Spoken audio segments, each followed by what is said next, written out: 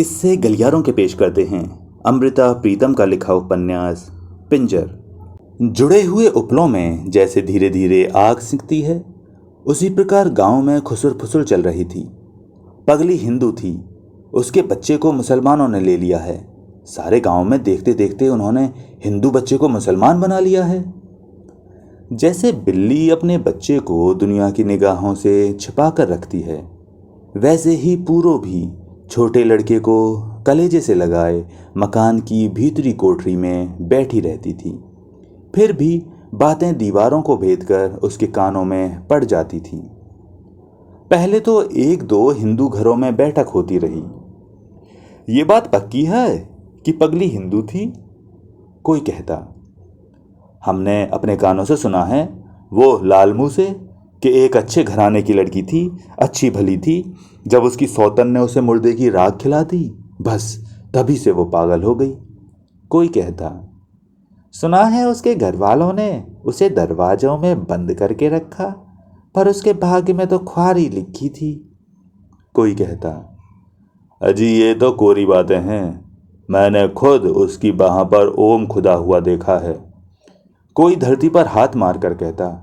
अंधेर है यारो, हमारे देखते देखते मुसलमान हमारी आंखों में धूल झोंक गए।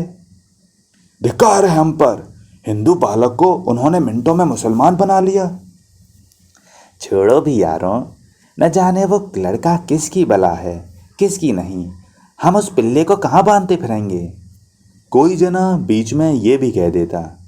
नालायक, सवाल इस समय धर्म का है। इस तरह तो कल वो सारा गांव मुसलमान बना लेंगे और तू उनका मुंह देखता रह जाएगा। एक दो व्यक्ति एक साथ ऊंचे स्वर में बोल उठते। कमरे की हवा ऐसी हो जाती मानो बंद दरवाजों में वो घुट गई हो। लड़के को हम वापस लाएंगे, देखते हैं कौन हमारा हाथ पकड़ता है। असल में यही 4 पैसों की बात है, मेहरी को चंदा इकट्ठा करके दे देंगे, वो लड़के को अपने आप पाल लेगी। कोई जोश के साथ अपनी जगह से जरा आगे सरक कर कहता। ऐसे गए बीते तो नहीं, सारा गांव मिलकर क्या एक लड़के को न पाल सकेगा। कौन कह सकता है कि लड़का भी पगली की तरह गूंगा बहरा निकलता है। या बीच में फिर कोई कह उठता। फिर क्या हुआ, बड़ा होकर धर्मशाला में झाड़ू लगा दिया करेगा, 2 रोटियां ही खाएगा ना। फिर वो एक दूसरे के साहस पर साधुवाद करते प्रसन्न होते। पहले मेहरी से तो पूछ लो, कोई कहता। लो देखो, क्या वो न रखेगी। पहले चांदी की जूती उसके सिर पर रखेंगे, फिर उससे बात करेंगे। अरे भाई, लड़के का क्या है, धर्मशाला में तो ढोर डंगर का ही इतना काम है, मुफ्त में काम करने वाला मिल जाएगा। अजी अभी इसकी बिसात ही क्या है, लड़का पल तो जाए पहले उसका। अरे तुम लोग मरे क्यों जाते हो, धर्म के नाम पर इतना भी नहीं कर सकते तो अंधे कुएं में कूद मरो। तुम्हारे खेत का पानी कोई अपने खेत में लगा ले तो तुम उसका सिर फाड़ देते हो। आज तुम्हारा हिंदुओं को लड़का वो उठाकर ले गए हैं तो तुम्हारे मुंह पर ताला पड़ गया है। कमरे की हवा ऐसी हो जाती मानो उसमें पत्थर के कोयले का धुआं मिल गया हो। अब जब रशीद अपने खेतों को जाता तो पास से गुजरते हुए हिंदू उसकी ओर कड़वी निगाहों से देखते। रशीद अपने ध्यान में मग्न चला जाता। एक दो बार उसने बातों बातों में पूरो से कहा कि भाई, गांव की हवा अच्छी नहीं है, हमें इस झगड़े में पड़कर क्या लेना है, बात लंबी हो जाएगी। वे लड़का ले जाएं अगर उनकी यही मर्जी है, जो लड़के के भाग्य में होगा हो जाएगा। पूरो कहती तो कुछ न थी, पर उसका मन व्याकुल हो उठता था। हड्डियों के एक छोटे से पिंजर को दिन रात कलेजे से लगाकर उसने 6 महीने का किया था। अब वो भी जावेद की भांति गोल मटोल निकलता आता था। उसकी आंखें अब पूरो को पहचानने लगी थी। जिधर जिधर पूरो जाती उधर उधर उसकी आंखें घूमती थीं। वो रशीद को देखकर बाहें फैलाने लगा था। फिर पूरो सोचती, पहले दिन ही हिंदुओं को उसकी सुधि क्यों न आई। वो उसे ले जाते, पाल लेते, उसे माँ की सी गोद देते, उसे पिता का सा स्नेह देते। पूरे 6 महीने पूरो ने रातें जाग कर काटी थीं, जीरा फाँक फाँक कर अपनी नसों में से दूध उत्पन्न किया था। उसका मल धो धोकर अपने नाखून न घिसा लिए थे।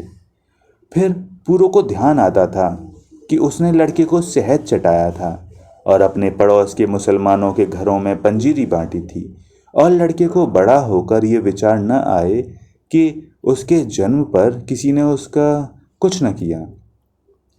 एक दिन गांव के प्रमुख हिंदुओं ने रशीद को बुला भेजा। पूरो के होंठों पर पपड़ी जम गई।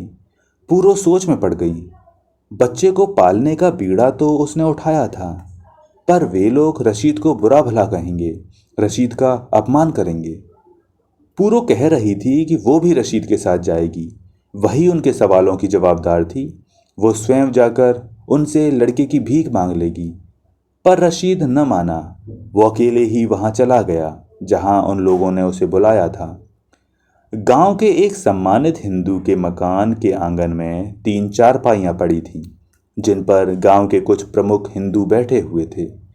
उनका विचार था कि रशीद 2 4 साथियों को लेकर आएगा, या शायद न भी आए, तब वे उससे दूसरे ही ढंग से निपटेंगे। पर रशीद बिल्कुल अकेला ही चला आया। सलाम दुआ करके उनके सामने बैठ गया। क्यों भाई, क्या सलाह है तेरी? लड़का वापस देगा या नहीं? हुक्के की नली मुंह से निकालकर उनमें से एक ने अपनी भारी भरकम आवाज में कहा, मेरी क्या मजाल है, अल्लाह की देन है, मैं कौन होता हूं देने वाला या लेने वाला? रशीद ने हाथ से अपने माथे को छूकर आकाश की ओर देखा। ये तो टालबाजी की बातें हैं, इन्हें छोड़, सीधी तरह बात कर। एक व्यक्ति ने क्रोधावेश में आकर कहा, मैंने तो अल्लाह के रहम पर उसे उठा लिया था। 2 घड़ी और वहां न पहुंचता तो क्या पता कोई कुत्ता बिल्ली ही उसे मुंह में धर लेता। अल्लाह के यहाँ से उसकी जिंदगी थी। ठीक है, अगर भगवान के यहाँ से उसका धागा लंबा है तो उसे कोई तोड़ नहीं सकता। पर एक बात तुझे मालूम होनी चाहिए कि उसकी माँ एक हिंदू औरत थी, और तेरा एक हिंदू बच्चे को उठाकर ले जाना हम सह नहीं सकते।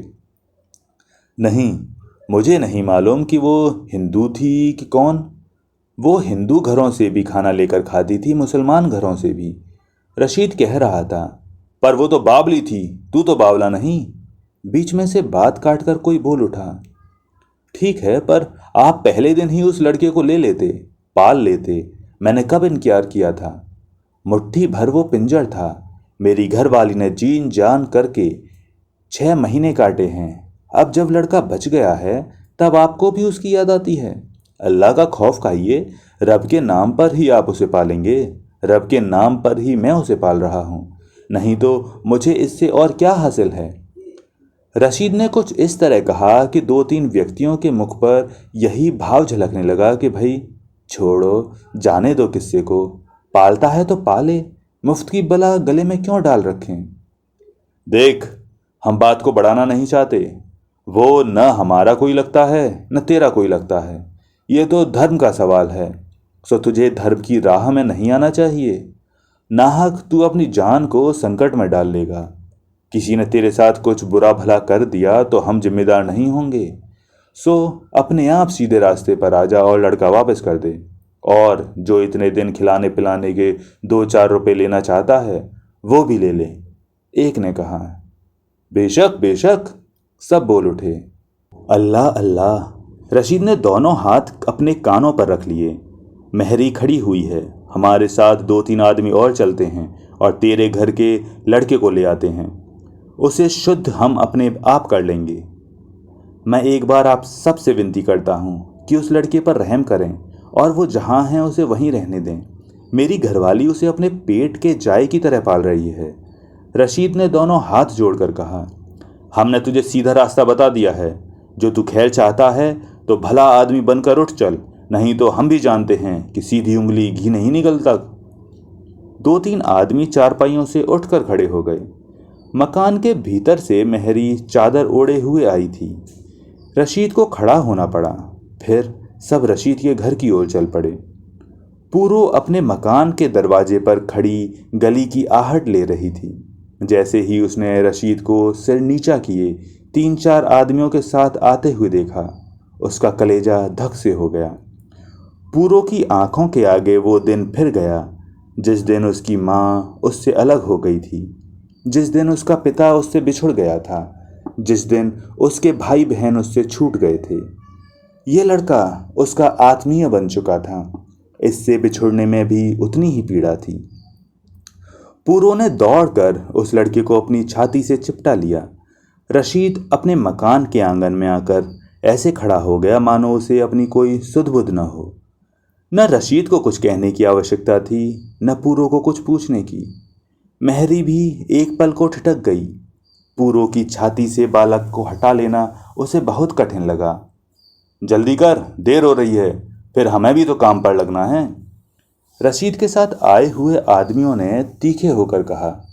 महरी ने दोनों हाथ बढ़ाकर पूरो के हाथों में से बालक ले लिया। लड़के की मुट्ठी में पूरो का पल्ला आ गया। पूरो को लगा मानो वो लड़का अपनी मुट्ठी में भरकर उसका दिल भी लिए जा रहा हो। पूरो का पल्ला साथ खिंचता गया। महरी ने लड़के की मुट्ठी खोलकर पल्ला छुड़ा दिया। लड़का चिल्लाकर रोने लगा, शायद अनजाने हाथों के स्पर्श के कारण।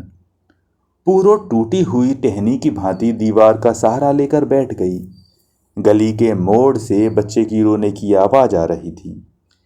अंधेरा पड़ने तक पूरो के स्तन से दूध की धारें निकलने से उसकी कमीज गीली हो गई थी।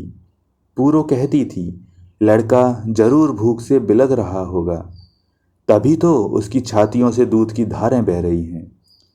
रात को पूरो के यहाँ न किसी ने कुछ पकाया न किसी ने कुछ खाया।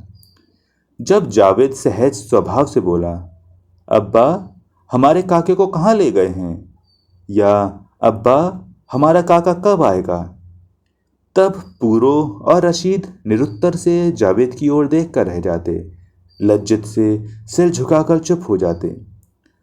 पूरो की आंखों के आगे कम्मों का मुख फिर जाता, उसकी आंखों के आगे रह रहकर लड़के का मुख आता। पूरो सोचने लगती, वो टूटे हुए फूलों को क्यों अपने गले से लगाकर रखती है, टूटी हुई कलियों पर पानी छिड़क छिड़क कर उन्हें क्यों हरा करती है। सभी पराये थे, उसका कोई अपना न बन सकता था।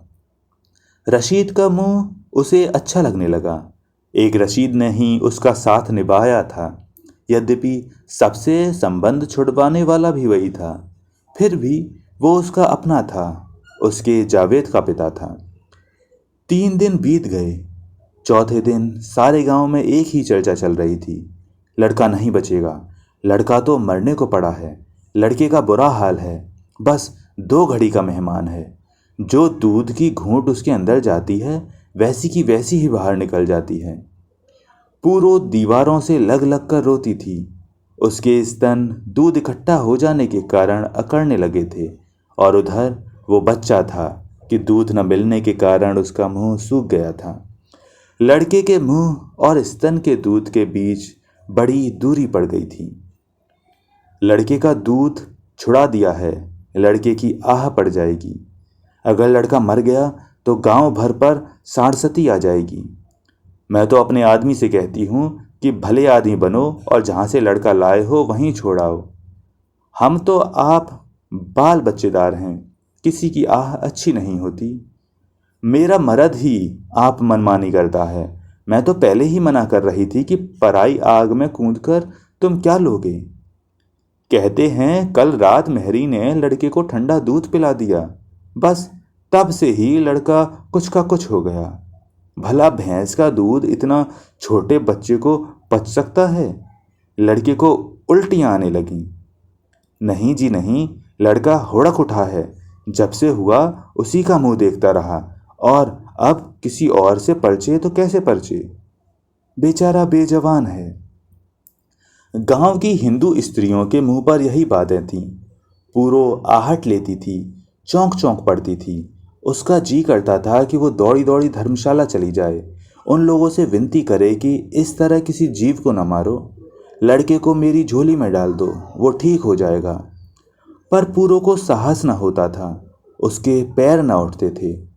पूरो को आशा नहीं थी कि मजहब के पत्थर जैसे कान उसकी विनती सुन लेंगे। उसके अगले दिन भी कोई बात न हुई। फिर अचानक ही रशीद के मकान के आंगन में 2-3 आदमी आकर खड़े हो गए। ये लो, इसकी जान तुम्हारे हवाले करते हैं, बच सके तो बचा लो। और उन्होंने एक सफ़ेद कपड़े में लिपटे हुए पीले प्रायः निर्जीव बालक को रशीद के हाथों में थमा दिया। एक बार तो रशीद के मन में आया कि वो कसकर एक थप्पड़ उनके मुंह पर मारे। मेरी 6 महीने की सेवा के लिए तुम मुझे 4 ठीकरे देते थे, अब उसके पैर कब्र में लटकाकर मेरे हवाले करने आए हो। जाओ, जहां मर्जी आए ले जाओ। पूरो का उल्लसित मुख देखकर रशीद सब कुछ पी गया। 1 सप्ताह के भीतर ही सारे गांव ने देखा कि लड़का पूरो के आंगन में अच्छा भला खेल रहा था।